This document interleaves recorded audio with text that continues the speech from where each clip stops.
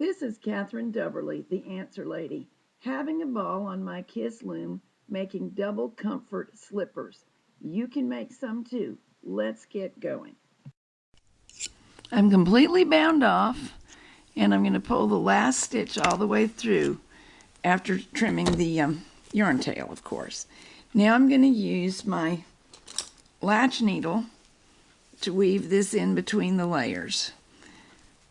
You can probably do this with a yarn needle or a crochet hook if you don't have a latch needle.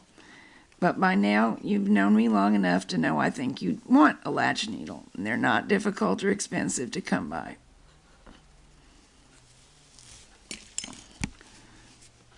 Both tails are now buried in the layers, between the layers, and I'll snip them off. Right now, our shoe is inside out, and our heels are not yet aligned. The first heel is way down here. I'm going to pull it up. You can feel it with your fingertips and adjust the heels so that they nest. Then bring the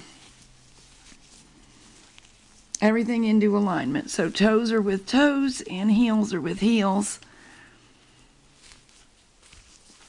And the cuff is lengthening out to what we expect. Now I'm going to turn this right side out and finish the whole thing. Originally, I felt that the heels should be stitched together at this point. That's how I made my first pair. I no longer think that it's necessary if you get a good fit. All we have left to do is close the toe, because now you can see right in it. That would be a little drafty. Let's fix it. We've made sure everything is aligned and that the decreases are centered. Now I've tried closing the toes with single and with double strands of yarn, and I've decided double is more compatible with the doubled fabric. What I just did is insert my strand between the two layers of fabric to bury the tail. And now I'm going to whip stitch one time around one of the bars between the stitches to secure the yarn. It's not a true knot, but it'll function in a knot-like way. Come up here, and we're going to behave just as though we were Kitchenering a toe closed on a sock with the toe on waste yarn. I often push my waste yarn down into the center, but there is no real waste yarn. It's our lining in this case. The starting out is the hardest one. There we go. I should be coming up into one of the stitches like that, shaped like that.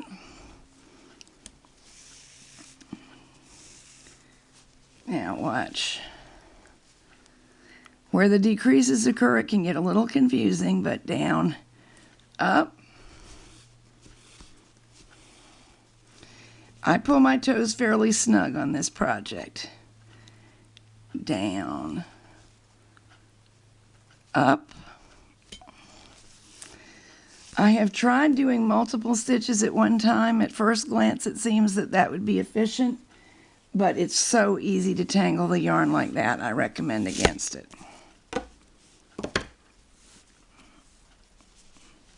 See it closing up? And you go down, the down goes right next to where the yarn came up the first time in the same stitch, but it won't pop out because it's already anchored across here. Down into that stitch, up into the next stitch.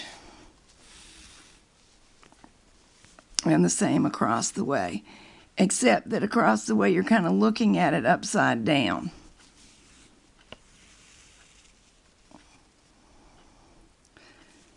Sometimes you have to tug a little to remind yourself of where did you come up. There we go. Right there. If Kitchenering doesn't work for you, that's okay. Just seam the two top and bottom together at the fold in any way that is acceptable to you. Now my hand's inside here just to double check, feeling around with my fingers that I didn't stitch anything that I should not have, so as to be unable to insert my foot. And now I'm going to bury the yarn tail and knot it in a sneaky way. It's going between the two layers for about 1 inch away from the toe. There's the bar between the stitches.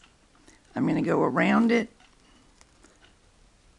and in and out, over and under bars a little bit.